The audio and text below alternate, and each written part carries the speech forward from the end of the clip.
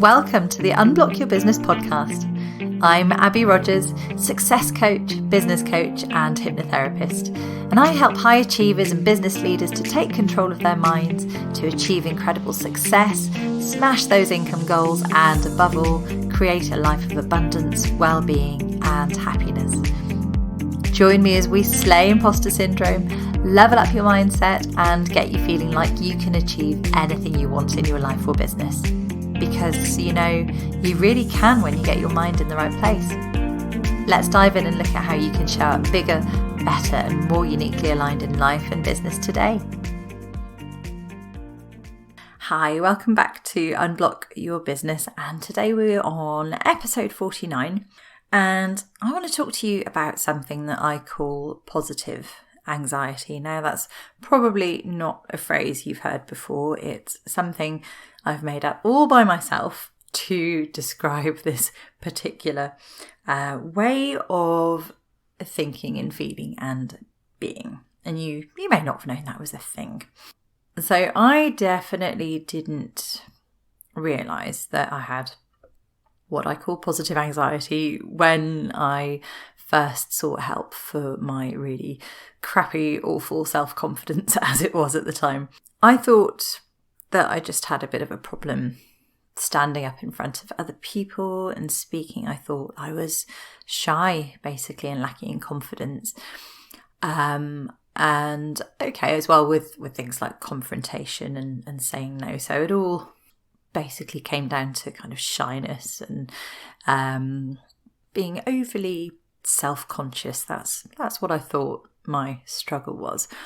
But I sort of thought that was just part of me and I'd like it gone. And I didn't think there was anything much more to it. So what if I said to you that positive anxiety is a thing that really exists and that you might well be struggling with it right now without even realising it's there? I wonder whether you'd say to me, no, that's not me. I'm fine. I'm absolutely fine. I am coping. Life is hard, but I don't have anxiety. I'm fine. I'm a survivor. I'm a doer. I'm getting through each day. I'm great at handling challenges, and I'm great at handling everything that gets thrown at me. Boy, does a lot of stuff get thrown at me, but I tackle it with humour and I get my head down and I find a way forward. I'm a fixer. I get stuff done.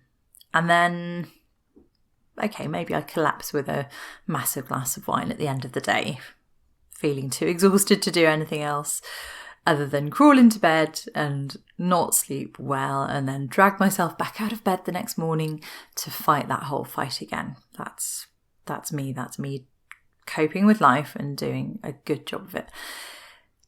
Does that sound at all like you?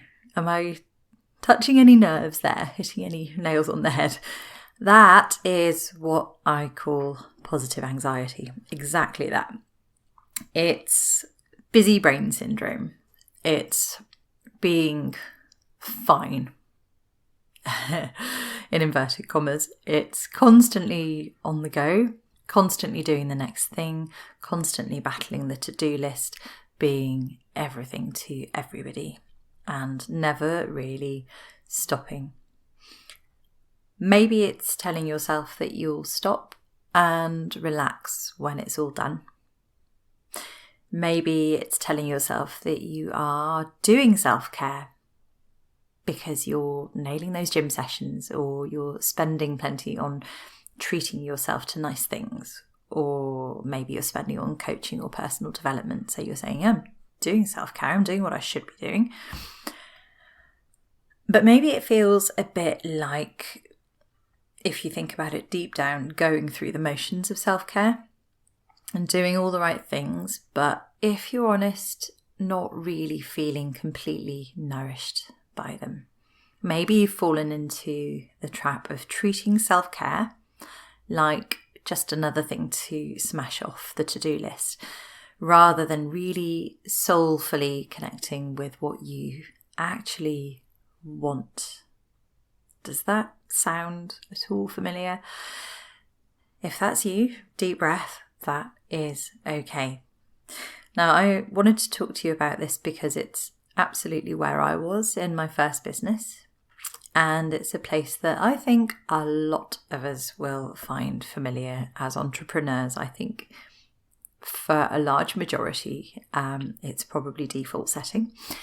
And even now, to be honest, I have to be aware and fight against the possibility of slipping back into this place.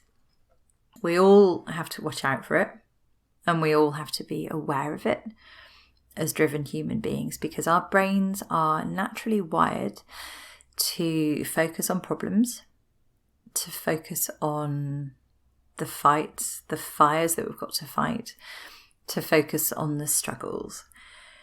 But as women and as high achievers, we've got very, very good at convincing ourselves that life has to be that way, and that is what we have to do. We have to suffer and struggle our way through it. It's part of our narrative that we have to be the carers. We also now choose to be the breadwinners, or some of us don't have that choice. We have to be the breadwinners, and this is how we're doing it. We have to make life work. We have to be the picker-uppers, the fixers, the broad shoulders, the nurturers, the survivors, the good friends, the unsung heroes, the martyr that keeps the wheels turning while everybody else has all the fun. And we have all the stuff to do in our businesses that we pile the pressure on ourselves for as well. This is not a narrative that we consciously choose. This is what we've grown up believing, and it's what we've seen our mothers and our sisters play out over and over and over again. And so it's become hardwired. This in our subconscious brain is how we think life has to be. So if you're constantly putting yourself at the bottom of the pile and making everything work for everyone else, and being that, inverted commas, positive person, I would just love you to acknowledge that now. And maybe acknowledge that it's not such a positive, fulfilling place to be. Because none of all that doing and keeping the wheels turning is allowing you to be nurtured and happy and joyful.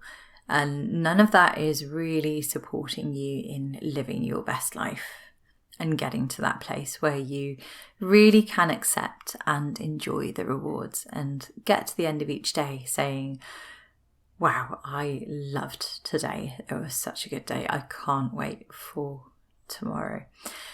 That's what I want your narrative to be. That is how I want you to feel. And it is absolutely possible to get to that place and feel that way. So if you're listening right now and thinking, oh, thanks, but there is no alternative, I don't feel like there is anything I can do, this is just my life, thanks very much for the wake-up call, but I'm stuck like this is how things are, then just know that that is not the way it has to be.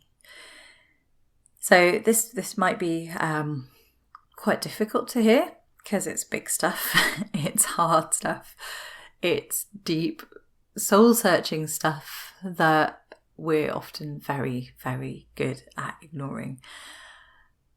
But I think we need to hear it. I think we need to have those realizations to really help us move to that more joyful place in life. And the sooner we realize this and start putting ourselves to the top of the pile and focusing on what we need to support our emotions and to support our soul, then the faster and easier and more joyful our journey is going to be, and the easier it becomes to just create everything that you've ever wanted to create, rather than being stuck in this place of struggle. So the way I first realised that I was in that place was when somebody gave me a wake-up call, which is kind of why I want to share this with you and pass on that message so that you can have the same benefits too. So that happened for me when I went to my therapist for the first time. And this is a few years ago now, and she asked if I was a positive person. Oh yeah, I said. Absolutely, because I viewed myself as resilient and courageous, and I was capable of tackling all the shit that came my way, which it regularly did. Regularly, oh my word, it felt like I was being bombarded, but I was being so strong. And I viewed myself as pleasing all the people and doing a really good job of keeping all those plates spinning. And then in that first session, she asked if I could just tell her what was going well in my life. What was I really pleased about at that moment in time? And that hit me like a ton of bricks. The penny dropped. Despite being a positive person in my own mind, I hadn't had a single positive thought in such a long time. I realised right there and then that they were all worry thoughts, even about the good things in my life. So rather than appreciating my new relationship, who is now my husband, and my singing and some of the joyful things I was doing, I was taking all that good stuff and putting it in a pressure cooker instead of just drinking it in and saying, I'm so happy, this is my life right now, and enjoying it. I was putting pressure on those things too. And that was a massive, massive realisation for me. So I just wanted to share this today because I kind of hope it might help you have a bit of a, okay, we need to think about this kind of moment.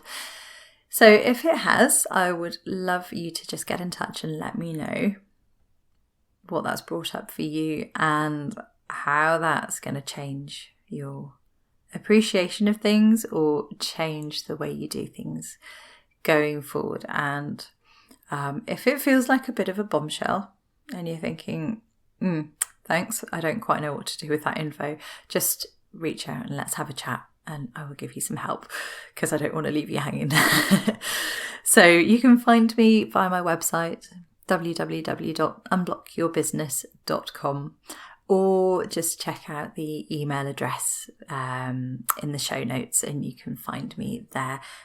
This episode and the accompanying blog post, as they all are, is on my website at www.unblockyourbusiness.com/podcast. So if ever you need to find anything, it's all there. So thank you so much for listening today, and I hope you have a truly wonderful, positive and joyful week. And do reach out if you want to share anything around that. I hope that's been helpful. See you next week. Bye. Thanks for listening. I really hope you've enjoyed today's episode. If you have, it would be incredible if you could pop a review on iTunes, Google, or your favourite podcast platform. Don't forget to subscribe for more incredible mindset and strategic updates every single week.